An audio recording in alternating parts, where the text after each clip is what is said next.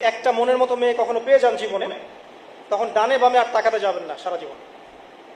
একটা মনের মতো যদি মেয়ে পেয়ে যান সারা জীবন আপনার মনের মতো সব দিক থেকে, তাহলে ডানে বামে আর দেখতে যাবেন না। জীবনটা ছোট, একে নিয়ে কাটিয়ে দিবেন ইনশাআল্লাহ। অবিবাহিত যুবকদের বিয়ের প্রস্তুতি নিয়ে একটু বলবেন। আমাকে দেখলেই কি এই প্রশ্নগুলো বের হয় নাকি?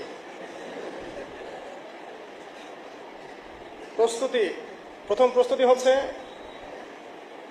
পড়াশোনা যা করার বিয়ের আগে করে ফেলেন। কারণ বিয়ের পরে স্টুডেন্ট লাইফে আপনি যেমন করে পড়াশোনা করছেন, এভাবে পড়াশোনা করার সৌভাগ্য নাও হতে পারে। তখন ব্যস্ততা আসবে, দায়িত্ব বাড়বে, রিজিকের টেনশন থাকবে, একটা চাপ থাকবে, অলওয়েজ একটা মানসিক চাপ থাকবে।